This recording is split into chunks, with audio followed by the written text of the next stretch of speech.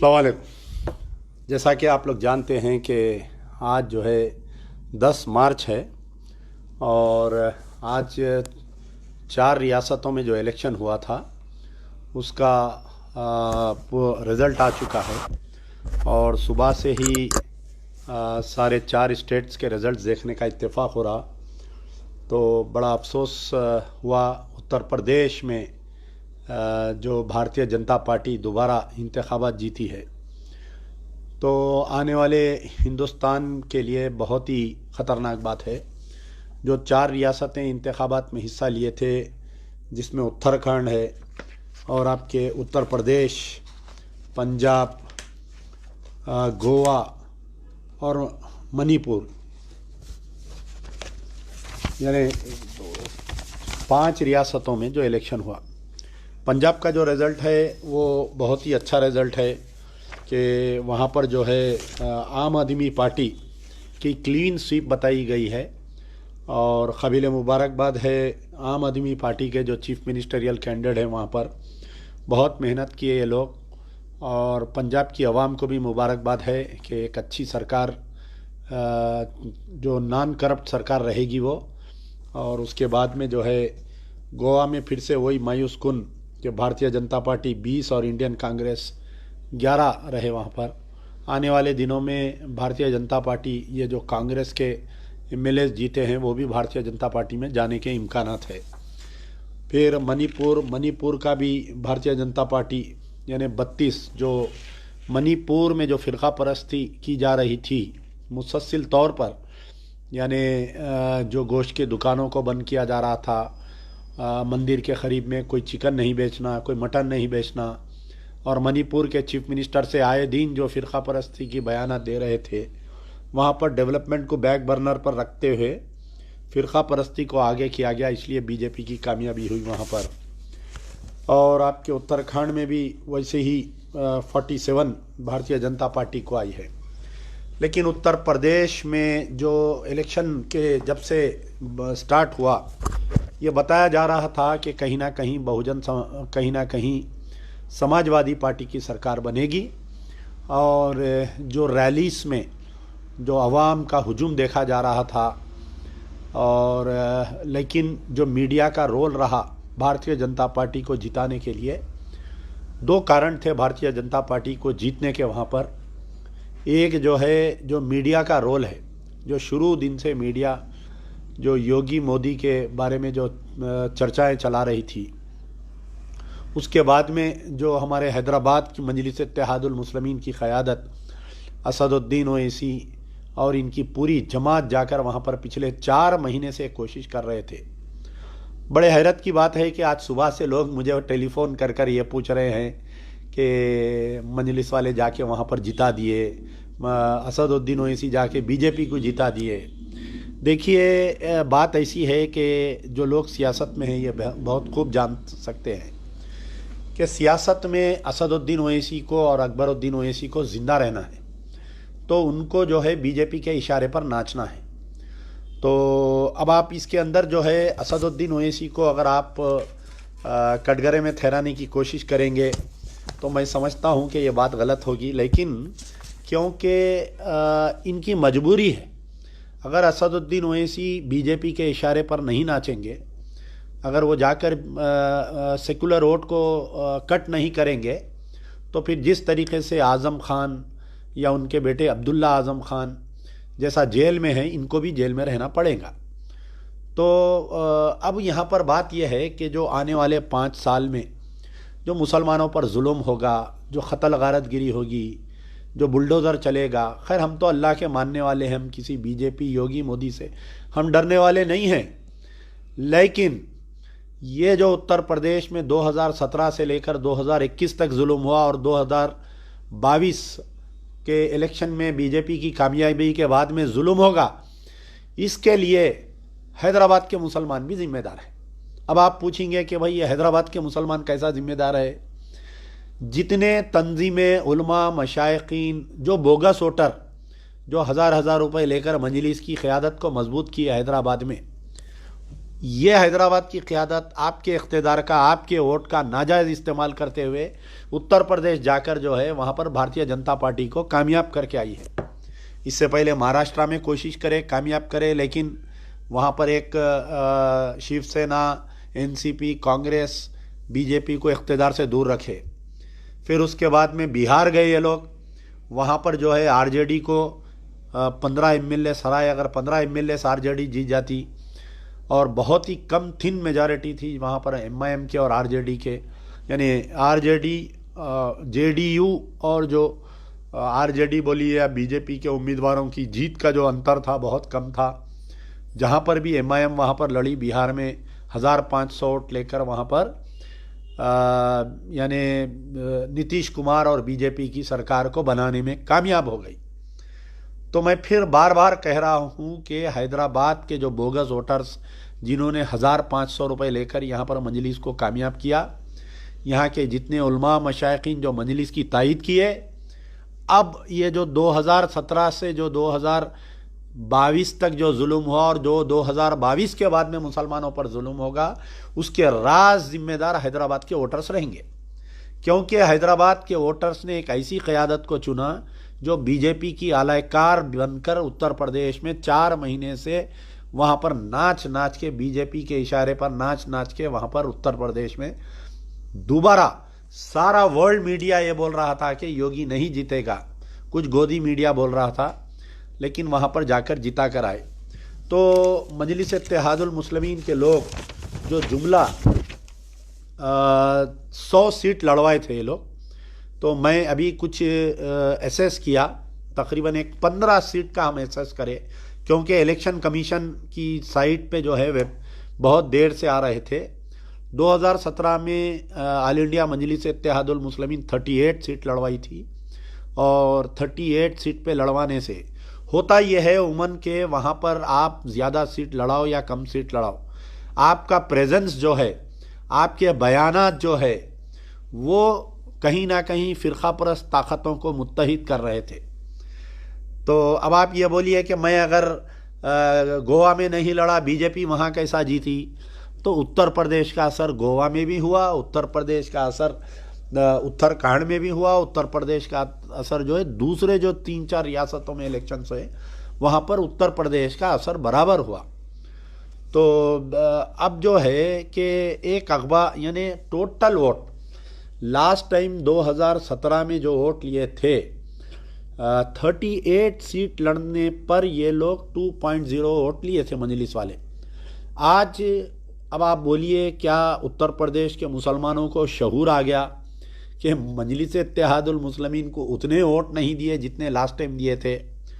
अब जो है 0.43 वोट, यानी 100 सीट लड़ाने के बावजूद, यानी जब 38 सीट लड़ाए थे तो 2.0 वोट मिले थे, लेकिन अब जो है इनको 0.43 वोट्स मिले हैं इनको।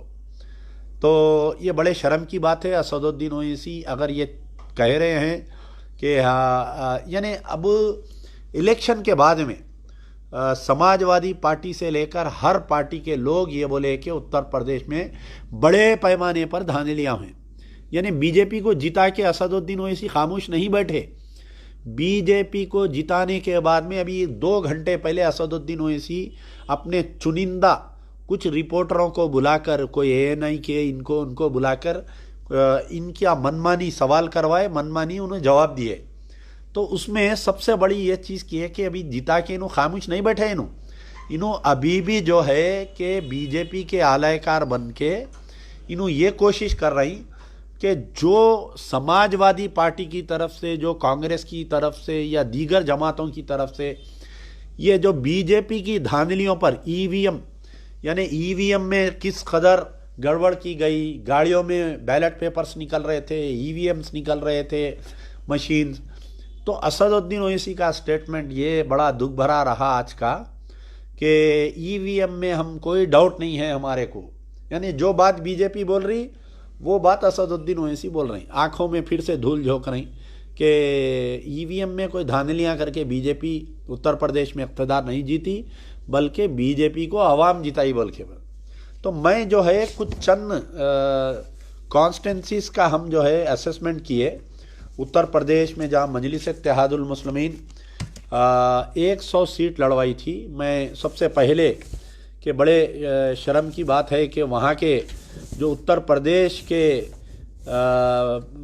आपके नक्कुर विधानसभा जो है असेंबली कॉन्स्टिट्यूंसी है, जहाँ पर मजलिस इत्तेहादुल मुस्लिमीन बीजेपी को कामयाब करने में कहाँ कहाँ मजलिस इत्तेहादुल मुस्लिमीन कामयाब हुई, ये मैं बतलाना चाह रहा हूँ आपको। तो यहाँ पर समाजवादी पार्टी का कैंडिडेट वोट लिया 1,03,616 वोट्स, और यहाँ पर भारतीय जनता पार्टी का कैंडिडेट वोट लिया 1,03,771। यानी बीजेपी समाजवादी पार्टी के ऊपर जीत हासिल करी सिर्फ 155 वोट से, और यहाँ पर एमआईएम का कैंडिडेट वोट लेता है 3,591। ये जो है आपके नक्कुर विधानसभा। आप बताइए, जो लोग जो सोशल मीडिया में असदुद्दीन ओवैसी की वाहवाही कर रहे थे, तो मैं उनसे सवाल कर रहा हूँ कि ना खुद जीते और वहाँ पर बीजेपी को जिता कर आए। मैं फिर से दोबारा बोल रहा हूँ नक्कुर विधानसभा के बारे में। वहाँ के समाजवादी पार्टी के कैंडिडेट डॉक्टर धर्म सिंह सैनी, बहुत मशहूर कैंडिडेट थे ये बेचारे। इनको हराने के लिए बीजेपी ने एड़ी चोटी का जोर लगाया और कामयाब हो गए। बीजेपी का वहाँ का कैंडिडेट मुकेश चौधरी 1,03,771 वोट्स लिया, 155 वोटों से जीता, और वहाँ पर एमआईएम का कैंडिडेट 3,591 वोट लिया। तो ये असदुद्दीन ओवैसी को मुबारकबाद कि आपके कैंडिडेट बीजेपी को वहाँ पर जिताए। अब दूसरी एक सीट है कि बिजनौर की सीट है। बिजनौर में जो है राष्ट्रीय लोकदल वहाँ पर 94,000 वोट लेती है, 94,998 सीट, और वहाँ पर भारतीय जनता पार्टी की उम्मीदवार सूची वहाँ पर लेते हैं 96,310। यानी 1300 वोटों से बीजेपी का राष्ट्रीय लोकदल का उम्मीदवार हार जाता है, और बीजेपी वहाँ पर 1320 वोटों से जीतती है। और वहाँ पर ऑल इंडिया मजलिस इत्तेहादुल मुस्लिमीन के मुनीर अहमद 2,282 वोट्स लेते हैं।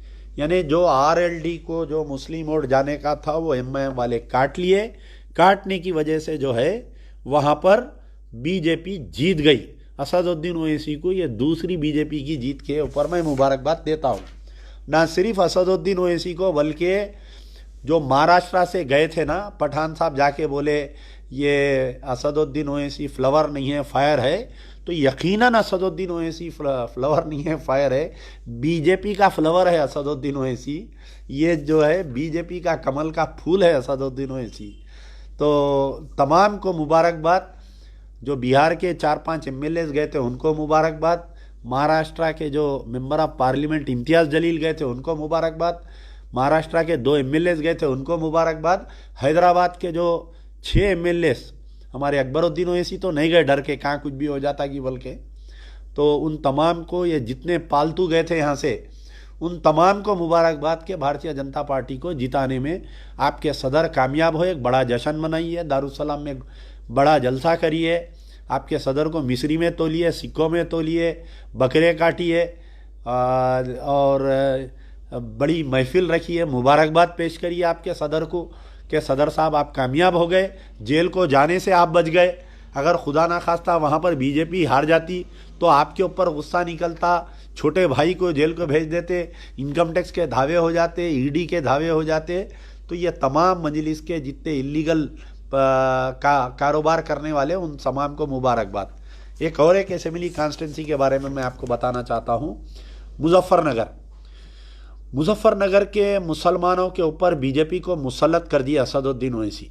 वो कैसा करे? कपिल देव अग्रवाल, भारतीय जनता पार्टी 1,11,149 वोट यानी 1,11,149 बीजेपी वोट लेती है।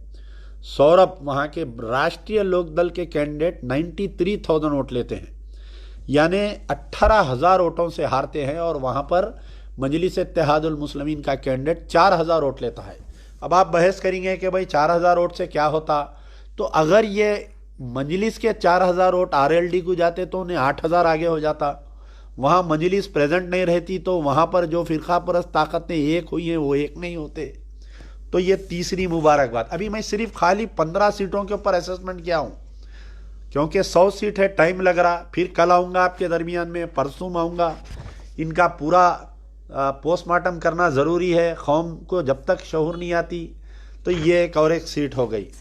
एक और एक सीट जो है मुरादाबाद नगर, यानी मुरादाबाद में 2 सीट है, एक अर्बन एंड ऐसा जो ऐसा बोलते हैं।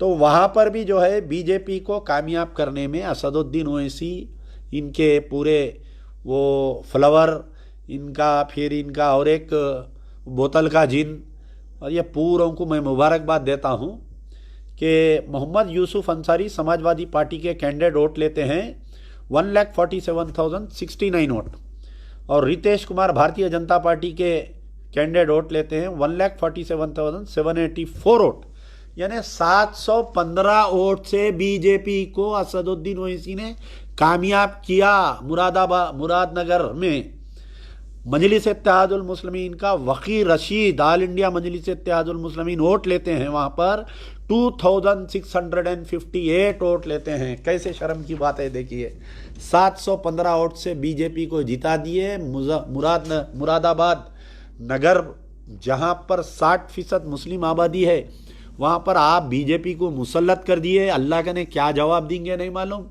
और जितने ज़र खरीदे गुलामा जो आज सुबह से सुरता उतार लेके फिर रही, अंदर से तो दिल फुट रहा, खुश हो रही कि बीजेपी आ गई भाई, अच्छा हुआ, नहीं तो साहब जेल को चले जाते थे, छोटे साहब बड़े साहब जेल को चले जाते थे। एक और एक सीट के बारे में मैं आपको बतलाऊंगा, देवबंद। बड़े अफसोस की बात है मेरे भाई, देवबंद एक ऐसा मुक़द्दस मुकाम है हिंदुस्तान का, जहाँ से आज़ादी की सबसे पहली अगर मुसलमानों की जंग आज़ादी के ऊपर आवाज़ उठाई गई तो देवबंद के उलमाओं की तरफ से उठाई गई।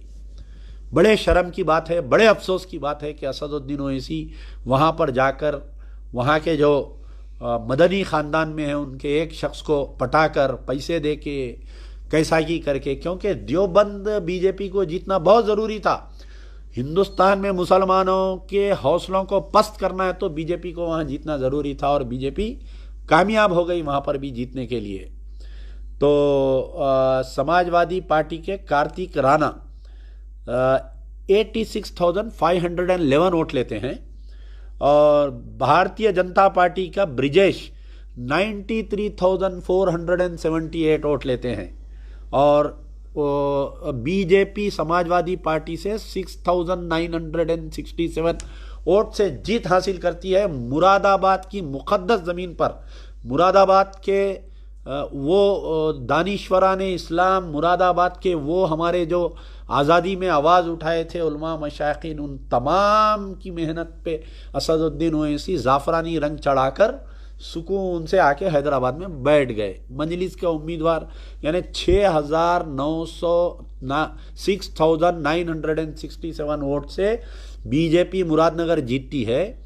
और मजलिस के कैंडिडेट उमैर मदनी, अरे मीडिया में तो ऐसा आ रहा था कि मदनी ख़ानदान का चश्मो चिराग उमैर मदनी यहाँ पर अरशद मदनी का भतीजा है, वो फलाने मदनी का भाई है। नेशनल टीवी जो बता रहा था, सिर्फ 3 चेहरे बता रहे थे, अखिलेश, योगी और असदुद्दीन ओवैसी पूरे टीवी पे। आज वही तमाम चैनल मजाक उड़ा रही कि नोटा से कम वोट ली मजलिस, वो फलाना करी, ऐसा करी। तो खैर बहरहाल 3,500 वोट लिए बेचारे, लेकर जो है वहाँ पर भी इनको मुसल्लत करके आ गए इन्हों। अब दूसरे जो सीट है कि आपके मुरादाबाद रूरल, वहाँ पर जो है 2,370 वोट मजलिस के कैंडिडेट लिए। और आपके एक है बरहापुर, जहाँ पर बहुत ही नेक टू नेक हुआ, वहाँ पर अल्लाह ताला बचाया। वहाँ पर बीजेपी में और समाजवादी पार्टी में जो है सिर्फ 2 या 2,500 का फ़र्क था। इनका कैंडिडेट वहाँ पर वोट लेने के बावजूद भी समाजवादी पार्टी का कैंडिडेट वहाँ बच गया। और एक आपके एक सीट है नगीना, जहाँ पर समाजवादी पार्टी को भी बहुत ही नेक टू नेक वहाँ पर जीत हुई।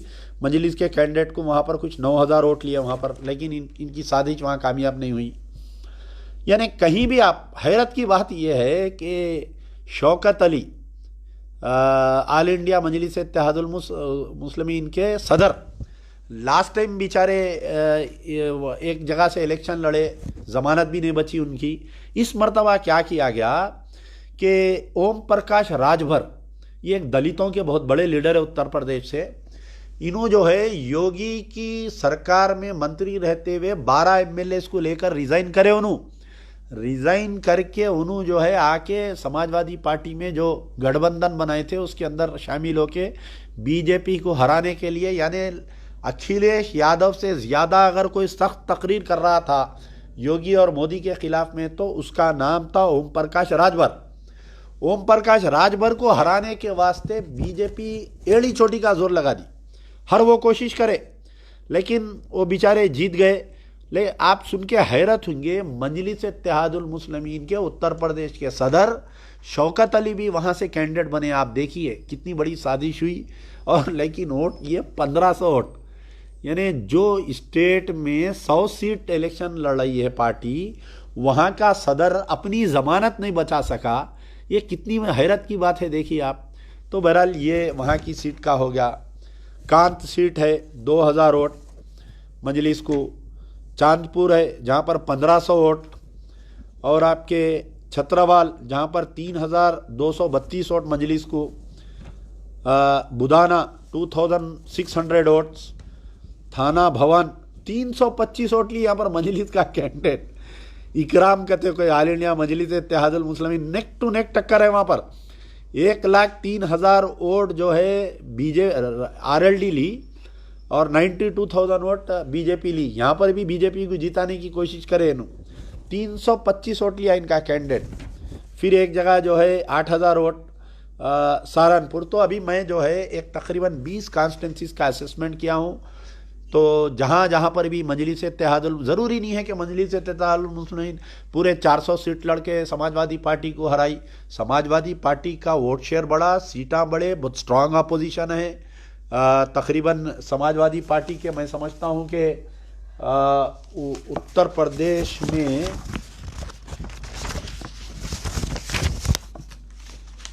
स्ट्रांग अपोजिशन है।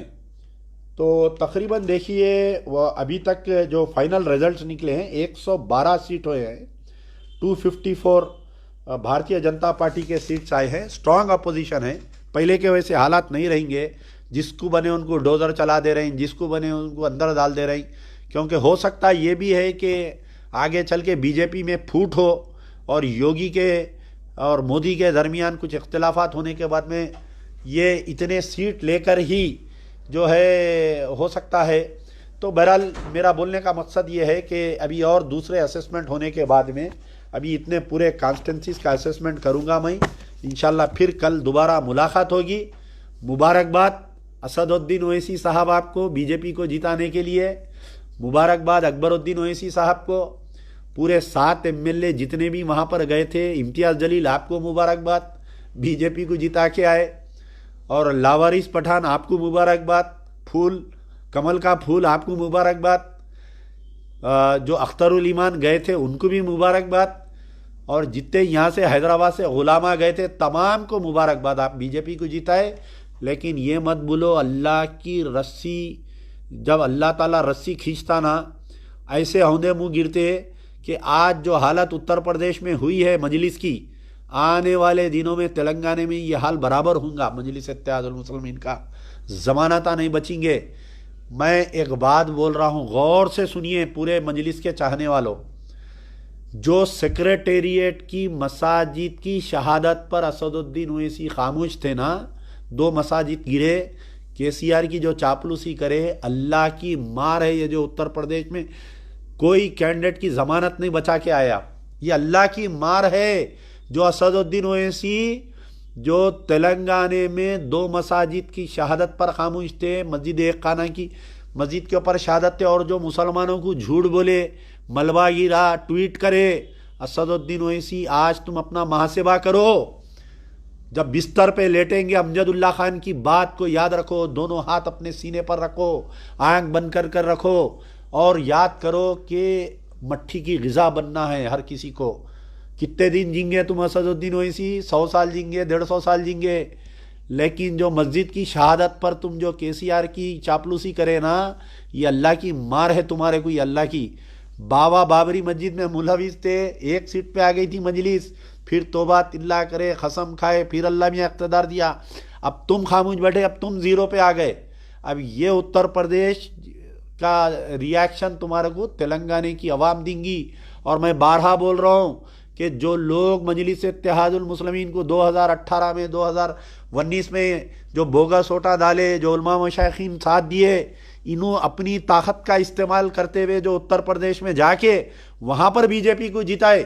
अब बीजेपी अगर वहाँ के मुसलमानों पे जुल्म करेंगी, उसके गुनाह में तुम भी शामिल है। जितने हैदराबाद में यहाँ पर बोगस वोट डाले, बुरखे बदल बदल के डाले, जितने लोग जो उलमा मशाइखीन मजलिस की तायद करे, तमाम लोग होने वाले उत्तर प्रदेश के मुसलमानों पर जो जुल्म होगा, जो उत्तर प्रदेश के मुसलमानों के घरों पे डोजरा चलेंगे, इसके राज जिम्मेदार हैदराबाद के में जितने वोट डाले वो लोग रहेंगे। यार जिंदा सोबत बाकी, फिर कल मुलाकात होंगी और 25 सीट का पूरा पोस्टमार्टम करके आपके सामने आऊँगा। शुक्रिया, खुदाफिज, यार जिंदा सोबत बाकी।